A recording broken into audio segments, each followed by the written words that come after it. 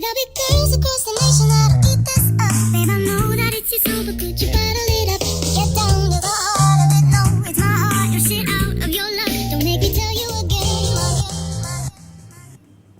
Woo! Love, love, love. Hey.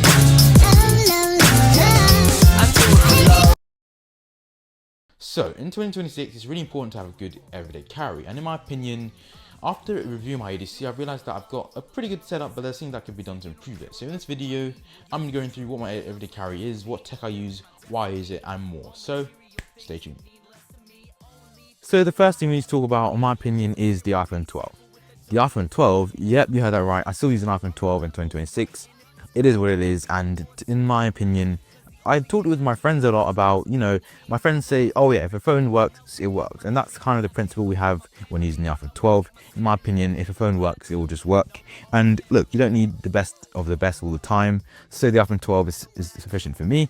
In my experience, I've used the iPhone 12 for photography, and it's got 2 to 12 megapixel sensors, meaning that is more than okay for most scenarios. And in general, the iPhone 12 is really great. And in my opinion, the iPhone 12 it's a different phone, it's not like with an iPhone 17, what I've experienced is that you get used to the phone being so fast that it becomes boring. With this phone, at least you can tell it's a bit older, and it makes you feel like you've used the phone for longer, which is good in a way because it means you cherish your things a bit more when they're older, so you can take care of them. That's with everything, by the way. And of course, this is the same with this phone. In my opinion, the boxy design is pretty effective. It's made of aluminium and it's pretty strong, and in general, this is a great phone. The next thing about the iPhone 12 that I do like personally is the screen. This is a 60Hz display. You heard me right, 60Hz, but in my opinion, it's not a big deal. I've used 60Hz phones for a long time.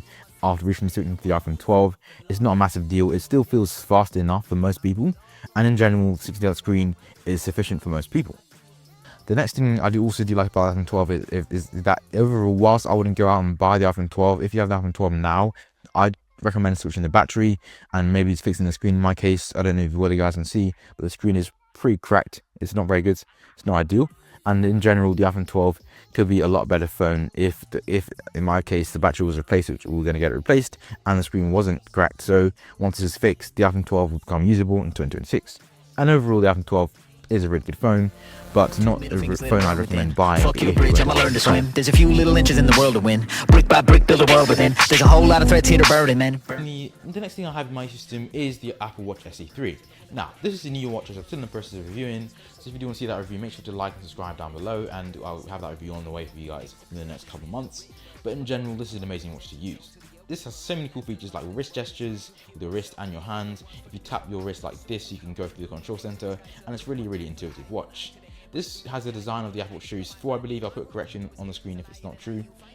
But still retains great features, has the S10 chip in it, works really well, and overall is a great package in my opinion. For most people, the Apple Watch SE is by far the watch to buy. You don't need the Apple Watch Series 11 or even the Ultra 3. That's crazy. It's 300, 400, even at worst £700 on an Apple Watch is not smart. You can get an iPhone 17 for that money, and that's a much better deal. And overall, I think you can get a really good package from the Apple Watch SE, which you can't get from a lot of other watches, and it's a great watch in my opinion. Also, most importantly, you can use it for health, and health is something that I'll make a video about relating to the Apple Watch SE later on, but in general, you can use this device for health tracking runs, heart rate, and more, heart rate variability, and sleep, and in some cases, some notifications, hypertension notifications, but that has to be set up, and you have to have, I think, 30 nights of sleep for this to be able to work. But in general, Apple Watch SE is a great device, and I definitely recommend it in 2026. It still works, it's still really good, and it's one of the best and newest devices in my ecosystem. But what is not the best device, this one, is the AirPods Pro 3. Now, I've talked at length about this on my channel, but the AirPods Pro 3 are some of the best headphones I've ever used. In general, these sound amazing, they look okay because they obviously got the typical Apple design, but in general, the AirPods Pro 3 is an excellent design that works well in most scenarios, and the sound quality itself is out of this world. I always get surprised when I use the AirPods Pro 3 to listen to music on some cases, and I always feel like the AirPods Pro 3 are really they have adaptive EQ, which means the EQ is being mixed and changed as you record. They have adaptive EQ, meaning that when you listen to music, the EQ is changing, which means having things like headphone accommodations, which is a setting you can have with these headphones, doesn't really make a difference. And if you have adaptive EQ like these headphones do, I think that overall This should be fine for most people, and the sound quality is definitely there or thereabouts. In terms of noise cancellation, in my opinion, the noise cancellation is really a step forward with the AirPods Pro 3. It's much better than the AirPods Pro 2 and AirPods Pro first generation, and probably is close to 2 times better when listening to music on the train. I can't hear anything when my music is above 50% volume, and these are really good everyday headphones, as Marcus Brownlee has said in his video. And generally speaking, I really do enjoy my time using the AirPods Pro 3.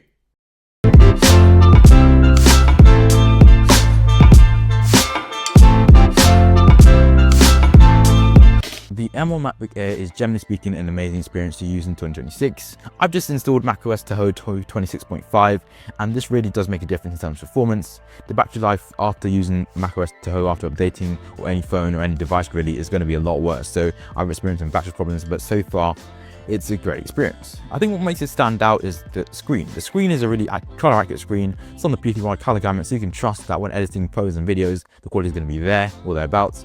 And generally speaking, I think we've got a great setup with this display and the screen in general, and I really do like this in 2026.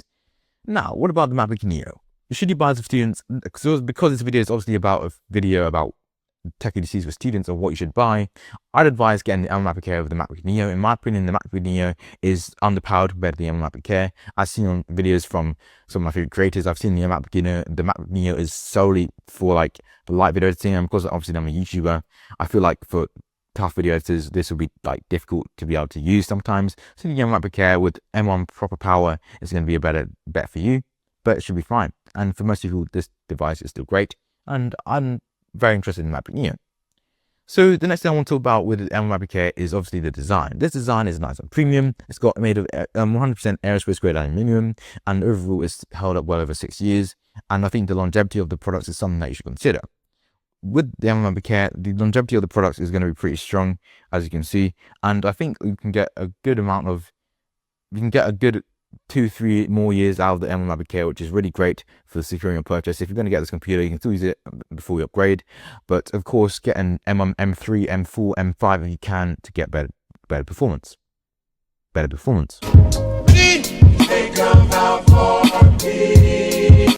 So in general, what is the best EDC for you as a student, or even if you're not a student, what should you buy for good everyday carry in 2026? That all depends on you. But for me, in my opinion, the AirPods Pro 3, the iPhone 12, the M1 MacBook Air, and the iPhone 12 all come together to make a pretty good setup. I think for students, the Apple Watch SE3 and the AirPods Pro 3 will go a long way. These are new products that were only released last year.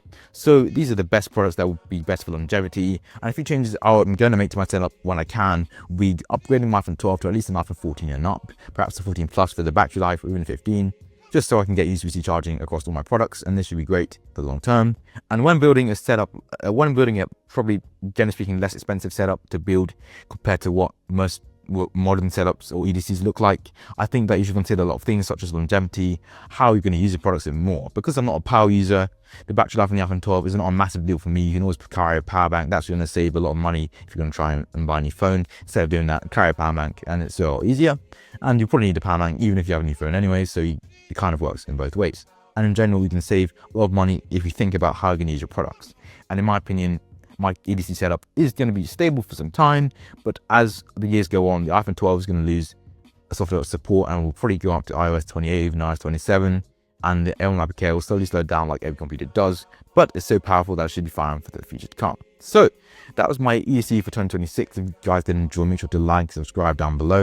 Hope you guys enjoyed. Stay tuned for more future videos, and I'll see you guys very, very soon. Peace out.